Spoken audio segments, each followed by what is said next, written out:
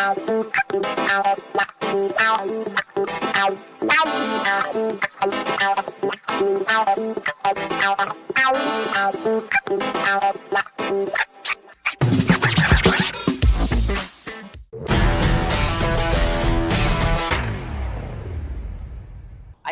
the only guest I see on TV that I immediately start taking notes. So I know, I learned so much. Pulitzer Prize winning science writer, and her titles and awards are too numerous to mention. Her would take up the whole show. Hi, Laurie Garrett. Good morning. Hello, Stephanie. You know, you're the only person that brings always such bad news, and I'm so excited to talk to you. Like, oh, there's a mutation. Let's get Laurie Garrett. But this is a good sorry one. that that's the problem with being labeled a Cassandra. You're often predicting things people don't want to hear. Yeah, we're like, oh yeah, let's invite her to the party. Yeah. But it is relatively good news day, right, with Johnson & Johnson. So Johnson & Johnson is signed up yesterday for emergency approval for their vaccine. We were just saying that it's hilarious for people that have no access to a vaccine yet. I'm getting all persnickety already. I'm like, I want the Moderna or Pfizer because that's 90 something. Can you talk to us? Because everybody, of course, every scientist says just shut up and take whatever one you can get.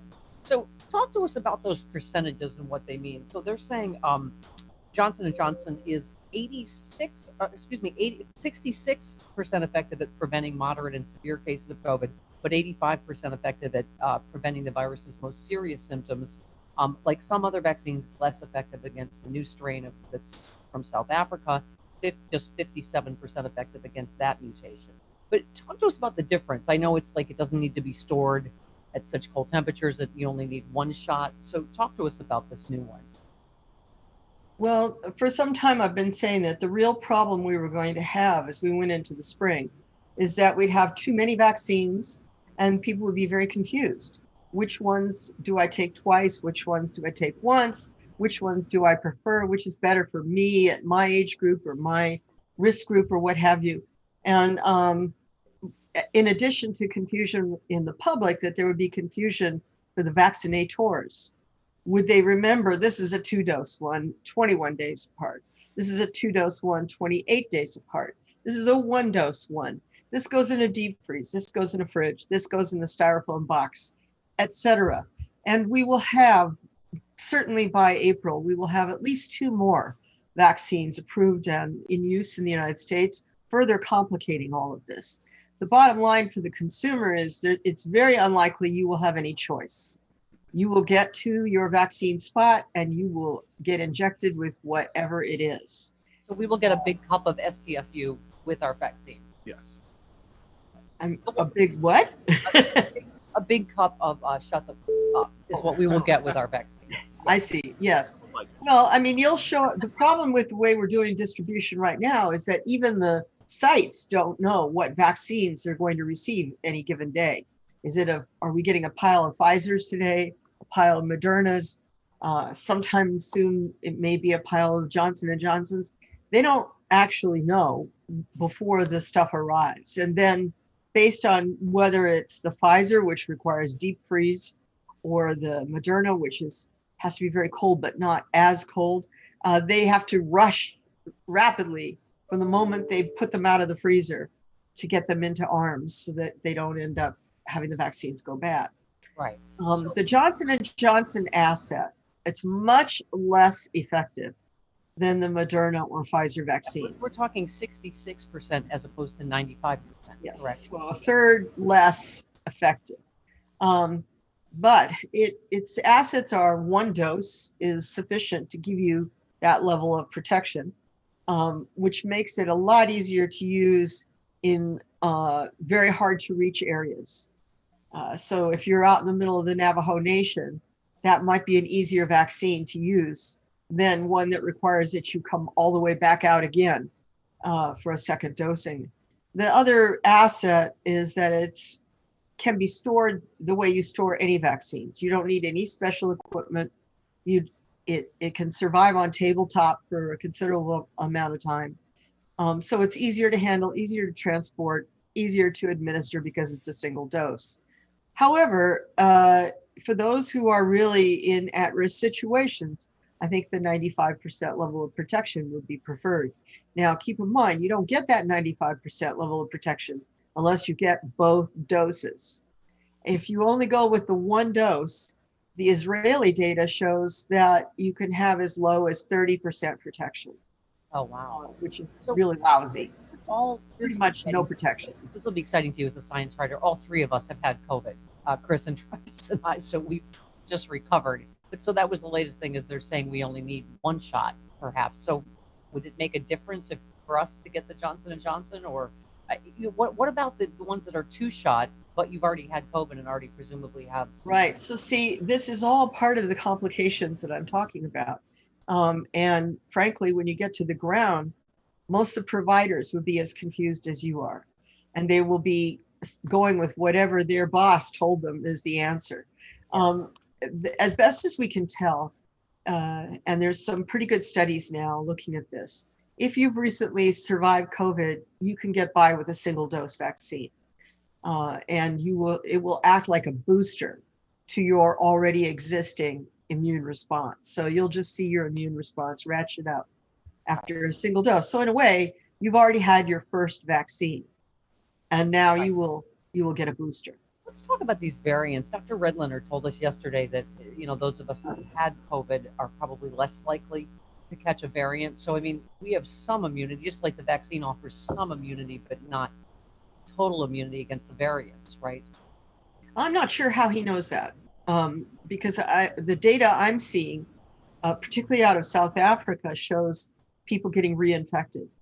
So the problem with South African, the reason the variants matter is that they alter the outer spike that sticks up on the outside of the sort of spherical virus, and that spike serves two really important functions. One function is it attaches to the doorknob on the outside of the cells of your body, turns the doorknob, opens the door, and lets the virus get in and infect your cells.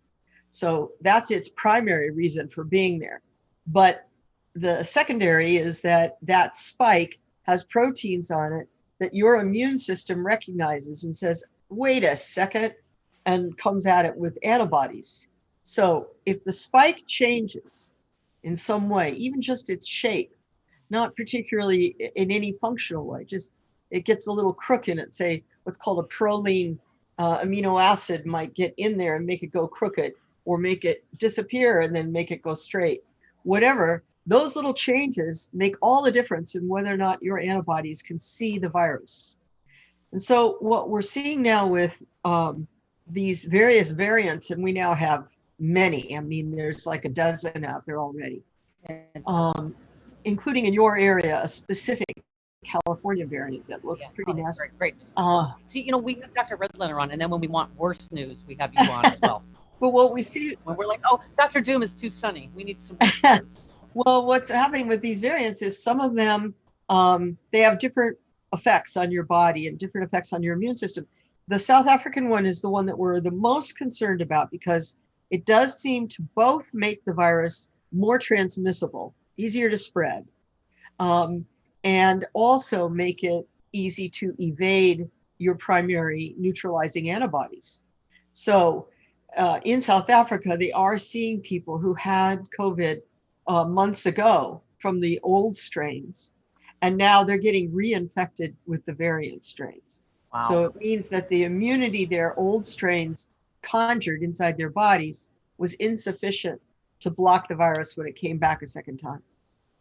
So, Laurie, that's why obviously Dr. Fauci and others say that's why it makes it even more important. The variants makes it more important that we get everybody vaccinated. We're in a race. Stephanie, we're in a race. That's the only way to think about it. And especially, boy, folks in California, your race is, you're running with one leg tied up, at your back. You're on a peg leg in California. But we are in a race against these variants. We have to get a critical mass of our population infected and immunized before the variants begin to take over. And we don't have a lot of time. I mean, I was looking at the data from GISAID, which is this data bank that has more than 400,000 genome sequences of all different COVID viruses that have appeared in the last year from all over the world. And what they show is that in early December, the first variant showed up in the UK. And by about the second week of December, it was roughly about 6 or 7% of all the strains circulating in the UK were that variant. But flash forward to January, just 4 weeks later, and it was 80% of all infections were that variant. In South Africa, in about the same amount of time, in 6 weeks, it went all the way to 100%. So every single South African infection now is with the variant. And the Brazil example in Manaus in the Amazon, where they're seeing a devastating epidemic right now, completely out of control. And there again, the variant has taken over to the point where it's 100% of all infections. So the B117, which is the UK variant, we now have it in at least 28 US states. And those are just the 28 states that have the capacity to look. You know, we have a lot of states that just aren't even doing genome searching. And so we don't really know what's going on. Well, and so we can pretty much look at the other countries and say, whoa, we're in for it. These guys are going to take over. And Laurie, you've talked, heard you say on TV, I mean, the Biden administration just has so much to undo. It literally will probably be taught some way how not to fight a pandemic, what the Trump administration did. But one of them you were quoting about our outdated privacy laws undermine our ability to respond to the pandemic. American consumers refuse to use contact tracing apps tracking the disease, largely due to privacy concerns. So now, as a scientist, you must just be like a science writer anyway. You know that we're fighting vaccine hesitancy. We're fighting, just a lot of this stuff, just outright idiocy, right? I'm sure you saw this Naples supermarket where nobody's wearing a mask, nobody. And the owner is like, 400,000 people haven't died of this. This is ridiculous. And, this doesn't, we still have this segment of COVID deniers and anti-vaxxers to deal with, don't we? And that's part of what we're battling, right? Well, we have two-pronged problem. We have a demand that exceeds supply. So on the one side, you have rich people trying to jump to the head of the line and get Moderna vaccine and that sort of thing. That the most notorious is that couple in Canada that posed as indigenous motel workers to jump the line and get vaccines that were designated only for indigenous peoples in the northern provinces of Canada. But on the flip side, we have the deniers. No circumstances will I get vaccinated, blah, blah, blah. And even showing up at Dodger Stadium to try and block others from having access to vaccine. And so we have two extremes at once that authorities have to try and deal with. And after a year of disinformation, the Biden administration is struggling to get clear messaging to everybody, consistent and clear. And I must say, it's just staggering to sit through the White House press briefings right now, because after 4 years of these absolute Looney Tunes press briefings, where the president would come in and interrupt unexpectedly and start talking about Clorox and sticking light beams down your throat. Now we have coherent, professional, crisp, well elucidated, succinct press conferences. They start on time, they end on time, the information is clear, and it is almost immediately transcribed and available for you to double check make sure you got the quotes right. It's like the professionals are here, the adults are in the room. So even putting aside the details, what we already have 2 weeks in is clear messaging, clear professionalism, a more than doubling in the rate of vaccination available to Americans, with an intention to get it tripled very soon. An increase in commitments from all the manufacturers for the amount that they will produce and sell to America, a third vaccine coming online, and more money moving to assist the states in filling the gaps and the holes in their own capacity to deliver vaccine. So, it's night and day. It's night and day. Now, is smiling a new experience for you, watching a Biden science press conference? Are you like, what is my face doing? Is this? I have to tell you, what's new experience for me is coherence. Yeah. To just have a coherent message. It used to so often be the case that you would be listening to a press conference out of the White House about COVID, and Deborah Birx would say one thing, and then some other person, say Peter Navarro, would come in and say something completely opposite. And then the president would say something that was so confusing that you really didn't know what just got said. And you'd end the press conference wondering, what is the White House position on this? Yeah, and now you don't have that problem anymore. Yeah, it's out of control. We're dealing with variants, and this is where I get all gushy about you. You've been just such a clarion call in the middle of all that, and I just hope you'll come back on with us, because I think you're such a clear voice that we need to keep hearing from. My personal bugaboo has been Bill Maher lately, because he's supposed to be liberal, I guess. And last week he had on two biologists that seemed like vaccine hesitant. They were like, oh, we're not going to get the Moderna, the Pfizer, because it's new technology. We don't understand it yet. And, Bill's like, yeah, that's why I don't get a flu shot, because it's last year's strain. This is the last thing we need, is people with giant platforms making more people vaccine hesitant, when, as you said, we're in a race against the clock. And so I just hope, that you will come on here in as many places as you can, because you're just such a clear, understandable voice for most of us as to what the actual science is, and the urgency of this, right? Isn't that the word? Yeah, I think putting the urgency up front, and also understanding, and I keep trying to say this over and over and over again to drive it home. You hear from Wall Street, a common question I get in interviews is, quote, when are we going back to normal? And what I want everybody to understand is that normal is never coming back. Never. You will never again do business the same way. The arts will never function the same way.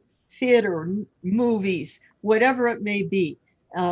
People will never travel the same way with the same flip attitude about jumping on an airplane. Everything is going to transform. It doesn't mean it'll be worse. It might in many ways be much better. But you can't think, are we going to go back to what we were in 2019? No, we're going to go to a completely new reality that we will call 2022. Yeah. And the year 2021 is going to be a transition year. It's going to have a lot of bumps in the road. And, everybody's going to have to stay tough. Yeah. Hold the line and listen carefully to public health information. Be ready to jump if they say, oh, this variant defies your vaccine. You have to get revaccinated with a new booster. Just accept it. Do it. Don't start jumping and screaming. Accept it and move ahead.